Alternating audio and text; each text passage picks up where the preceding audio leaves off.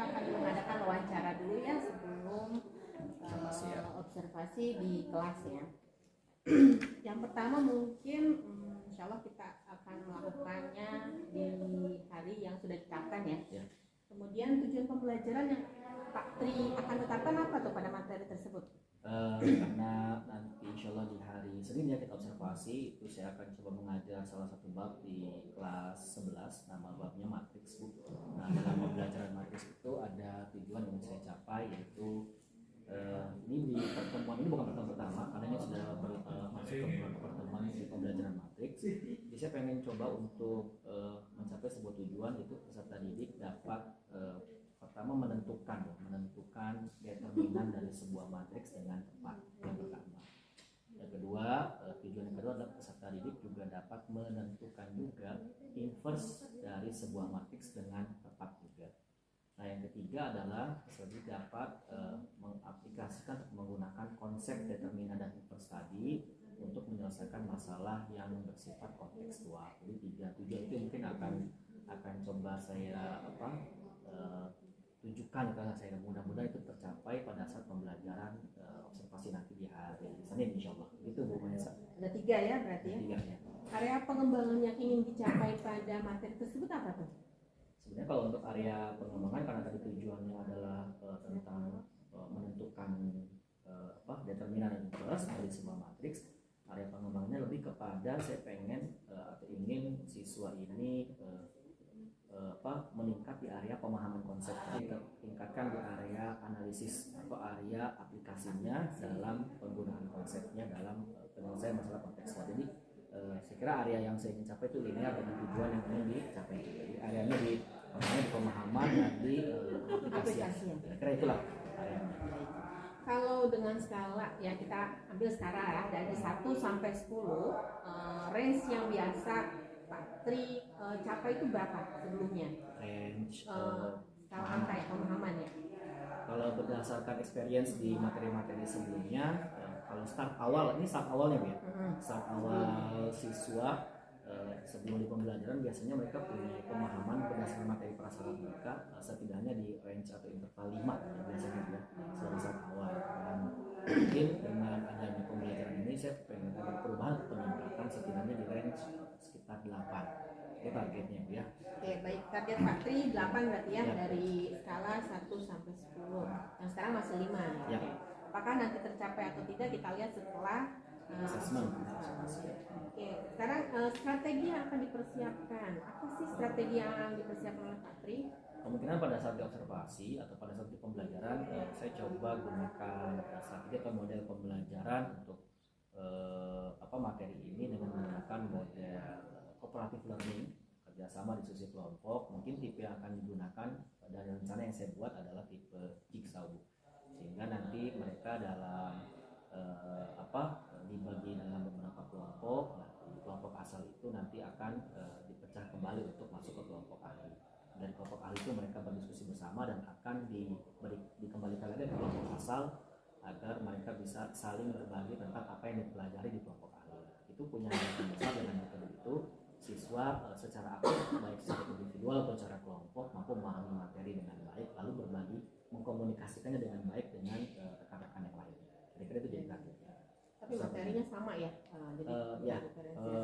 Materinya relatif sama. Dari diferensiasinya apa tuh Pak Tri?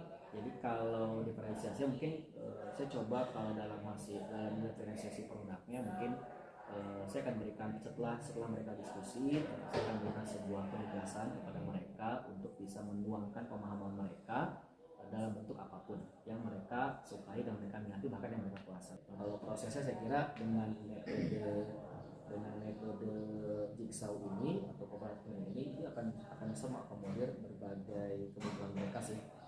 Jadi yang levelnya kurang juga itu pada saat mereka belajar bersama dalam kelompok ahli lalu belajar kembali di kelompok asal, saya kira itu bisa bermanfaat. Jadi ini ya, semangat ya mau lihat nih bagaimana sih kelas Pak Tri ini di matematika. Mudah-mudahan kita bisa melakukannya dengan baik. Terima kasih Pak Tri ya. Bismillahirrahmanirrahim. Assalamualaikum Pak Tri. Waalaikumsalam warahmatullahi wabarakatuh. Gimana? Oke, alhamdulillah kemarin kita sudah melakukan supervisi atau observasi dalam kelas ya Pak Ya. ya. Tujuan pembelajarannya apa? Kemarin itu materinya matriks. Nah, tujuan pembelajarannya saya ingin peserta didik itu dapat melakukan operasi aljabar pada matriks, terutama operasi dipindah belahan, pengurangan, perkalian matriks dengan skalar, perkalian matriks dengan matriks, itu dengan baik dan dengan benar lah gitu ya. Itu yang pertama. Yang kedua, saya juga ingin peserta didik dapat menganalisis sifat-sifat dari determinan matriks hingga pada menentukan determinan matriks, baik matriks yang berordo 2x2 atau 3x3. Nah, yang ketiga, saya ingin peserta didik dapat menyelesaikan masalah ya yang sifatnya kontekstual lah berkaitan dengan konsep matriks. Jadinya. Oke, baik. Pak Tri, yang Pak Tri rasakan setelah observasi kemarin tuh? Perasaan ketika ada observasi. Kalau di observasi sebenarnya saya relatif biasa-biasa saja. Jadi saya termasuk tipikal guru yang mau di observe maupun tidak diobservasi.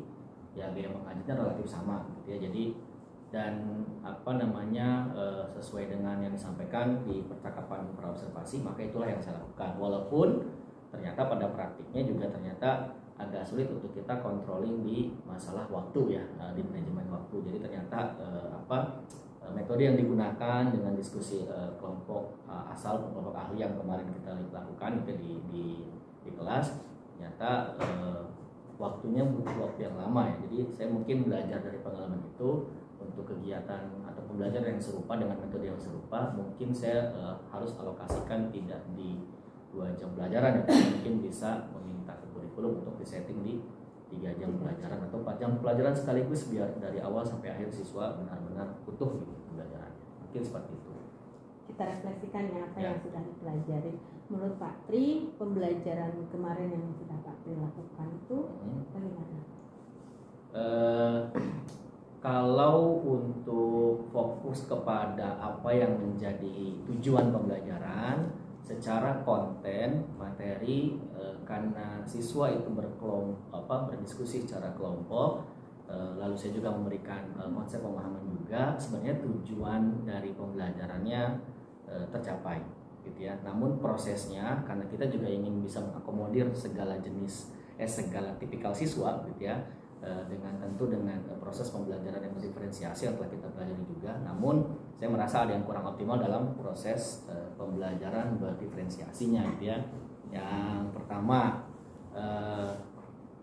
saya tidak ada diferensiasi secara proses ya gitu ya. Kalau konten kan mulai dari pemberian materi melalui link misalkan, lalu juga buku teks yang direkomendasikan, lalu juga bahkan mereka juga dibebaskan juga kalau tidak mau buku teks yang kita rekomend atau tidak mau video yang kita berikan, juga mereka juga bisa research dengan gaya mereka masing-masing. Itu kan sebenarnya bagian dari kita mengakomodir perbedaan-perbedaan yang ada di antara siswa baik untuk gaya belajarnya gitu ya. Namun secara perbedaan secara proses kali ya, karena ini langsung kita menggunakan metode, memang seharusnya saya lebih juga menganalisis siswa-siswa dengan kemampuan yang berbeda-beda. Jadi lebih juga fokus kepada kelompok-kelompok tertentu yang ternyata punya kemampuan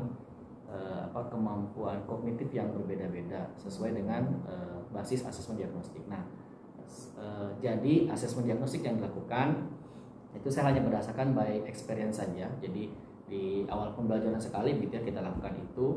Nah, pada saat pertemuan-pertemuan berikutnya di berbagai materi, pada akhirnya kadang kita lupa akan hasil dari asesmen itu gitu. Kadang-kadang gitu ya, seperti karena kita ngerasa udah di awal dan kita sudah tahu petanya siswa itu begini. Padahal kan mungkin kalau kita lihat yang namanya kompleksitas peserta didik kan bisa jadi ada up and down ya masalah kognitif. Mungkin pada saat asesmen dia mungkin lemah gitu atau mungkin berada dalam kondisi terendahnya gitu ya, entah ada masalah apa gitu.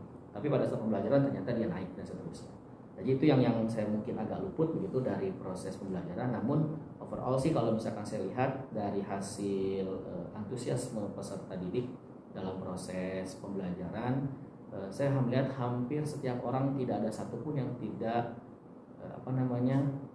mengikuti gitu ya. Jadi alurnya semuanya diikuti oleh siswa terlihat sangat antusias dengan proses pembelajaran yang diberikan, terutama dengan metode yang kemarin, karena saya kan menggunakan kooperatif learning ya, tipe jigsaw yang dimana siswa itu kita bagi dalam beberapa kelompok, satu kelompok sekitar 4 orang, itu disesuaikan dengan materi yang akan kita berikan. Lalu setiap orang punya tugas masing-masing di kelompok asalnya gitu untuk bisa mengetahui pembelajarannya.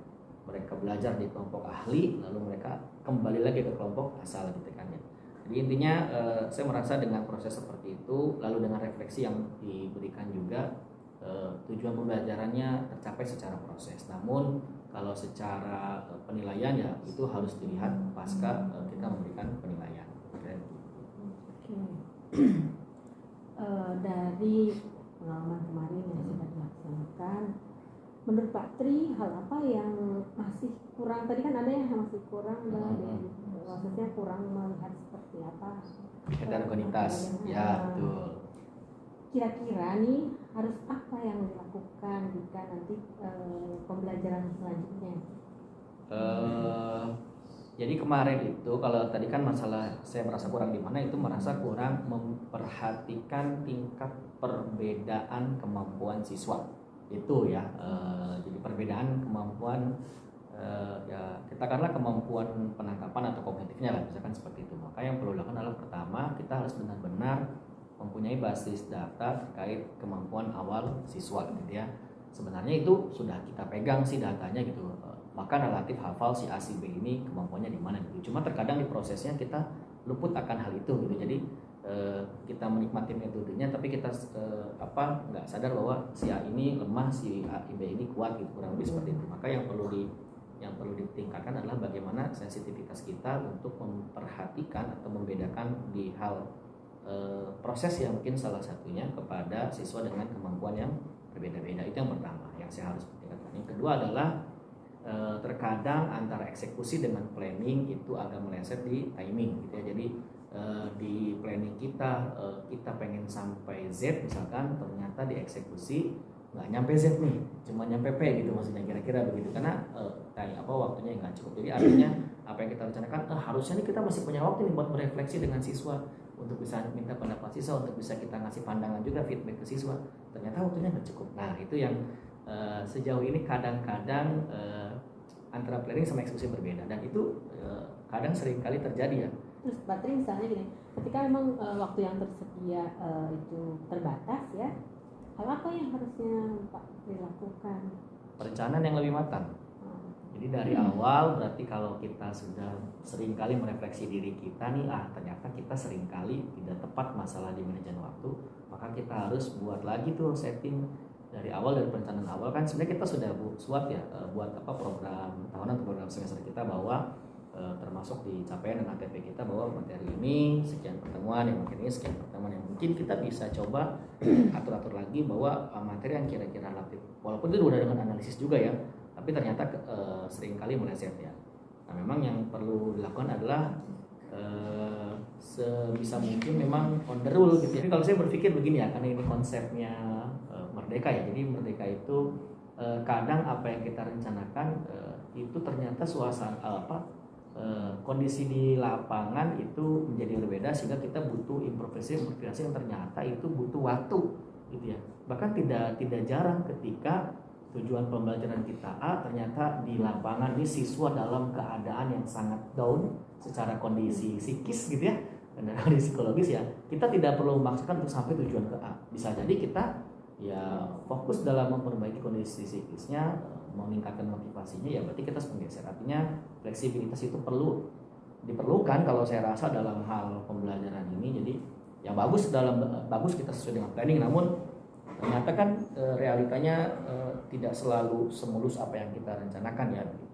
Tapi tetap patokan kita adalah bahwa pada akhirnya adalah goals kita adalah bahwa kita ingin mencapai tujuan pembelajaran. Terlepas ternyata tujuan pembelajaran itu kena dalam satu pertemuan yang kita rencanakan, atau mungkin pada akhirnya menjadi harus 2 pertemuan. Kira-kira begitu sih kalau saya berpikir. Jadi guru itu harus fleksibilitasnya tinggi ketika dalam kelas, yang melihat suasana kelas itu ya. Ya, tetap harus punya target juga, tapi kan begitu seperti itu. Walaupun jangan sampai kita juga harus misalkan di planning kita harus kelar 8 materi di 1 tahun.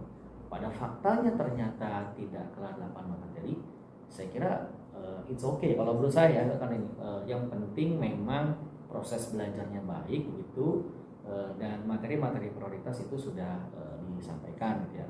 Karena kalau kita patokannya adalah menuntaskan materi tanpa melihat dinamika siswa di lapangan, saya kira malah belajarnya nanti by target, gak fun, akhirnya kebermaknaan belajarnya hilang. Kalau saya sih berpikir gitu. Betul Pak Tri. Kalau dari rencana tindak lanjutnya untuk Pak Tri seperti apa tuh? Rencana tindak lanjut untuk apa nih? Untuk pembelajaran Pak Tri? Yang perlu ditingkatkan apa? Ya saya harus terus menerus belajar bagaimana mendiferensiasi konten lebih menarik dan lebih mengakomodir. Saya harus lebih lanjut belajar bagaimana agar proses diferensiasi prosesnya juga bisa tetap mengakomodir siswa dengan beragam kemampuan gitu ya. Kalau yang produk saya kira itu relatif malah paling enak ya, karena kita nggak perlu berpikir keras, karena itu bagian di siswa yang bagian urusan produk, bagian di guru kan bagian proses tentang konten ya. Tapi pada prinsip kalau bicara RTL ya berarti upgrade lagi kemampuan berdasarkan sharing bersama rekan sejawat, eksplorasi PMM. Yang ketiga ya mungkin saya harus banyak ikut diklat lagi kali ya begitu ya, sebagai bagian dari upgrading diri, kira-kira begitu. Kira-kira ini bisa dilakukan kapan Pak?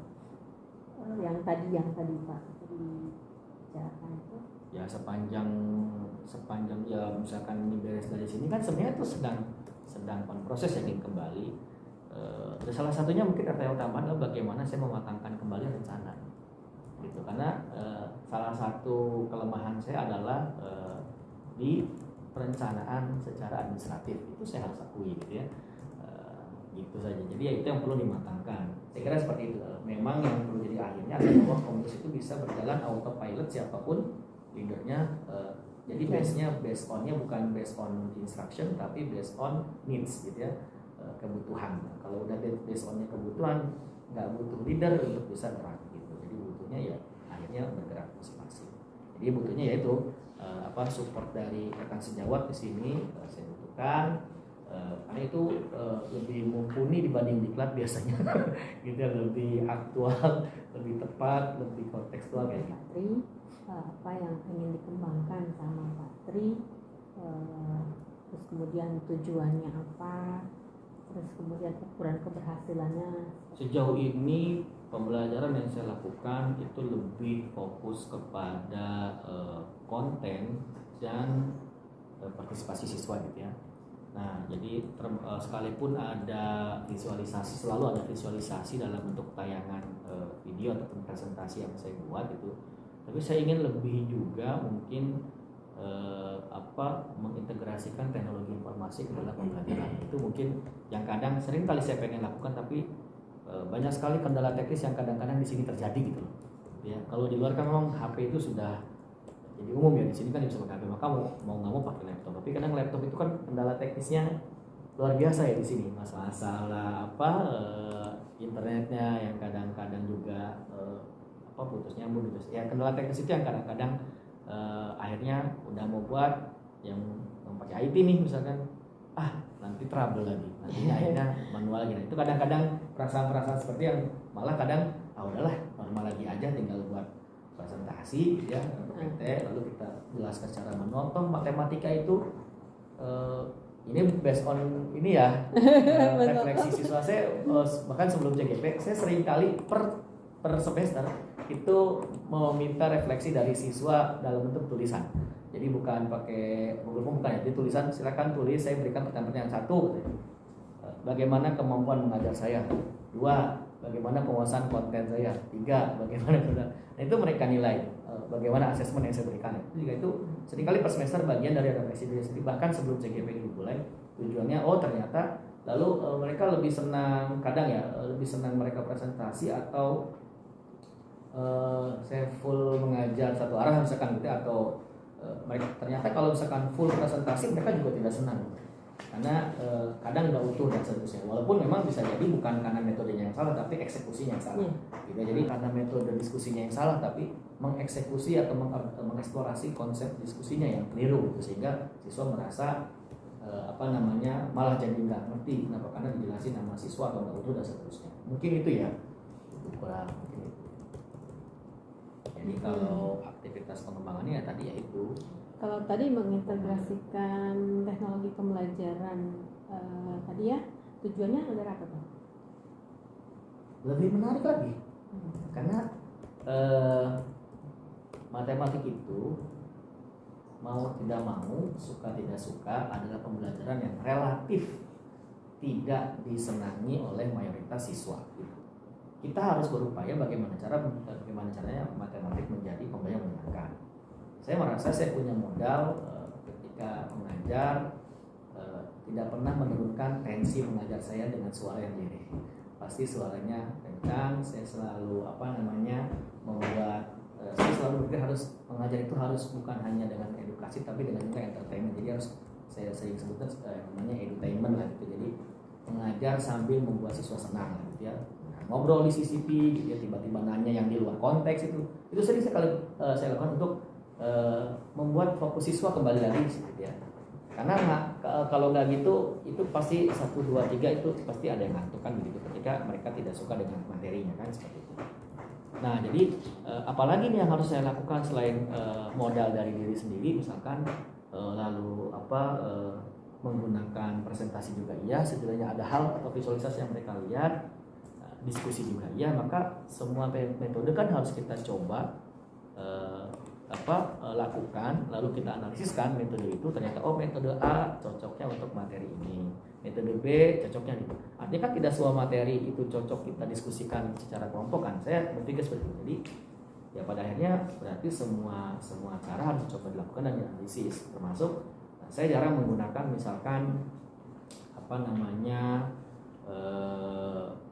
modeling 3D misalkan gitu ketika mengajar misalkan dimensi 3 harusnya kan biar ini lebih bagus lagi bahwa ada sebuah bentuk yang bisa kita rotasikan secara intinya alat pengajar yang bisa dimanipulasi kan gitu ya. Bisa kita rotasikan, bisa kita bongkar dan sebagainya. Itu yang belum saya lakukan. Tapi memang kenapa tidak dilakukan? Karena ternyata butuh effort yang besar untuk membuat menggunakan itu gitu salah satunya. Tapi sekarang ternyata banyak juga sumber-sumber yang tidak perlu kita buat tapi sumber itu ada. Makanya ya berarti kita harus coba nih ya. Ternyata memang beberapa guru saya perhatikan ya sederhana lah kayak misalkan kuisis yang mungkin yang udah hampir semua mau pakai gitu ya. Ternyata ketika satu kali kita pakai menyenangkan, tapi terus-terusan juga bosan juga. Jadi targetnya utamanya ya siswa harus senang dulu pelajaran kita, siswa harus senang dulu kepada kita gitu kan. Lalu siswa baru kita berupaya dengan metode kita mencapai tujuan pembelajaran kita. Itu sih kira-kira, walaupun ya itu masih dalam proses tetap berupaya kan gitu ya. Kan kita harus sadari bahwa semangat kita itu kan up and down kan. Satu waktu kita selalu semangat banget nih ngajar, satu waktu kan kita juga lagi kehilangan giroh dalam mengajar, lelah aktivitas, lelah pemikiran, lelah dengan rutinitas, itu sangat manusiawi. Tugas kita adalah untuk bisa menjaga itu sehingga tetap bisa profesional di depan kelas. Makanya ya satu waktu 1 kali 2 kali untuk fleksibel kan tidak sesuai dengan planning. Bagi saya it's okay ya, tapi nggak tahu bagi yang lainnya. Kalau bagi saya masih it's okay saja selagi saya masih on the track. Tadi kan ada pengembangannya di mengeksplorasi konsep diskusi yang lebih baik ya. Itu biasanya tujuannya untuk apa? Yang tujuannya mengajarkan? Berdasarkan experience, kadang diskusi yang kalau kita nggak explore dan nggak kita arahkan dengan baik, diskusinya nggak jalan. Itu yang pertama. Yang kedua, kadang memang siswa bingungan dengan format diskusinya atau dengan instruksi diskusinya, atau mereka tetap butuh kita dalam proses diskusinya gitu. Jadi memang saya pengen belajar tentang jenis-jenis diskusi seperti apa saja sih yang memang tetap itu secara materi mereka bisa dapatkan dengan baik gitu ya, tapi juga menyenangkan gitu. Makanya kan kita perlu belajar berbagai metode ya, terlepas kita tahu namanya atau tidak gitu ya, tapi kita harus tahu ruhnya metode itu apa gitu. Misalkan saya lupa nih yang kemarin saya bahas itu adalah metode dengan menggunakan metode jigsaw misalkan, saya lupa, tapi kita tahu sintaknya gitu tanpa tahu namanya misalkan gitu ya. Yang penting kan tujuan kita adalah bahwa kita pengen siswa saling berbagi, siswa belajar di sini. Nggak apa-apa, it's okay kalau bagi saya. Nah, cuma ternyata saya perhatikan dia lebih banyak menyinggung sisi KSE-nya gitu ya. Pada akhirnya benar-benar yang disinggung itu, kalau sejauh ini ya selama saya sebelum CGP itu saya lebih fokus ini siswa nih harus paham dengan apa yang saya sampaikan. Jadi fokus saya itu adalah konten. Kenapa? Karena saya ngerasa ini CMPBS gawat kalau mereka matematiknya lemah gitu ya. Atau saya merasa gawat kalau kan mau nggak mau kan orang luar memandang itu kadang orang luar kan nggak ngerti ya kondisi dalam kita. Mereka taunya gimana perolehan nilai UTBK. Sederhana, kadang-kadang begitu kan orang berpikir itu. Padahal mereka nggak pernah berpikir bagaimana pembinaan di sini, bagaimana karakter yang dibangun. Hanya masyarakat umum tuh kadang melihatnya hanya angka di atas kertas gitu, yang itu kelirunya luar biasa. Tapi kan faktanya begitu gitu. Maka mau nggak mau tetap kita juga punya tanggung jawab untuk bisa mempertahankan angka itu gitu. Nah itu kadang-kadang menjadi ini siswa ini harus paham nih, siswa ini harus baik di matematiknya. Kita kadang lupa bahwa everyone is unique gitu ya. Setiap siswa punya keunikannya, setiap siswa punya plus minusnya sendiri, bahkan setiap siswa punya keinginannya masing-masing. Nggak mesti semua orang pandai matematika. Minimal siswa senang matematik dulu kalau saya gitu ya, senang dulu, karena kalau senang gitu ya itu pembelajaran jadi lebih bermakna sih bagi saya. Kalau saya ambil konklusi nih, jadi sekarang pola pikirnya yang tadinya konten yang harus tercapai gitu ya, materi itu harus bisa dikuasai oleh siswa. Sekarang ukuran keberhasilan Pak Tri agak berubah ya. Ya, orientasi lah mungkin lebih berubah. Orientasi, maksudnya siswa senang, yang penting siswa menyukai matematika. Kemudian kalau yang dia punya energi lebih dan suka, memang harus didorong itu lebih baik. Kalau yang memang tidak menyukai ataupun tidak terlalu dengan matematika, setidaknya dia bisa melalui standar yang saya berikan. Ya. Apa sih yang akan mendukung kepada aktivitas pengembangannya yang Pak Tri harapkan tadi? Pertama, aset dan modal dan kekuatan ada CMBS itu sangat mendukung untuk itu, gitu ya. Pertama, modal manusianya ya, di sini rekannya bisa diajak sharing, siswanya bisa diajak lari, kepala sekolahnya memberikan support yang luar biasa secara politik lah gitu ya, modal politik, support yang luar biasa. Fasilitas itu juga mendukung, artinya modalnya ada, tinggal kita mau bergerak atau tidak sih kalau saya berpikir begitu. Karena kalau urusannya dengan modal finansial, saya kira tidak butuh tidak butuh finansial yang besar lah, atau bahkan bisa 0 rupiah gitu ya. Karena kalau untuk upgrading diri lah kurang lebih seperti itu. Untuk pengembangan yang saya berikan itu kata kuncinya adalah pertama ya konsistensi dari saya sendiri sih sebenarnya itu. Yang kedua adalah dukungan yang atau support system yang ada di sekolah, yang itu sudah ada sebenarnya support system. Jadi kalau ada alasan sekolah tidak mendukung, saya kira itu keliru. Jadi sekolah sangat mendukung, atmosfernya juga sangat mendukung gitu ya.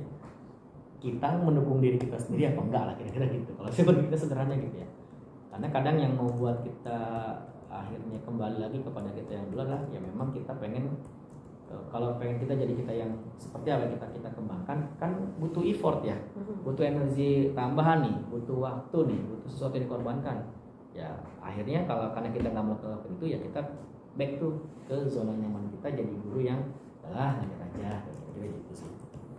Kalau secara support sih kira oke saja. Ya, pokoknya CMBS sudah ada lah ya. Support itu udah biasa. Baik. Kira-kira kalau waktu mulai dari sekarang mungkin ya sudah mulai digarap, termasuk juga sekarang lagi benar-benar planning nih, banyak berantakan. Karena kalau saya di kelas tuh ya saya termasuk guru yang agak percaya diri gitu ya, karena saya ngerasa menguasai konten, jadi ya sudahlah tidak perlu prepare juga, saya bisa ngajar kok gitu. Nah pada akhirnya itu yang harus saya rubah gitu. Planningnya harus saya matangkan, timingnya juga harus saya hitung, atur sehingga rencana ini memungkinkan atau tidak ya, termasuk juga targetnya sudah harus saya tetapkan dengan baik. Paling itu yang harus dibenahi Bu, bukan paling ya, banyak itu banyak harus dibenahi gitu. Kira-kira deh. luar biasa ya Pak Tri. Nah. Ini mengkonklusinya rada-rada susah nih mau kecepatan. Dan sekarang ini kita harus lebih fokus pada bagaimana menyenangkan anak dengan pembelajaran kita supaya mereka lebih, nanti ketika pun mereka membutuhkan, mereka akan luar biasa motivasi dirinya sendiri. Jadi motivasi intrinsiknya yang keluar gitu ya, bukan karena harus. Terima kasih Pak Tri atas sama-sama. percakapannya. Tinggal saya Bisa nanti minta juga mengkonklusinya. Baik, syukran alhamdulillah atas waktunya juga semuanya. Assalamualaikum warahmatullahi wabarakatuh. Waalaikumsalam warahmatullahi wabarakatuh.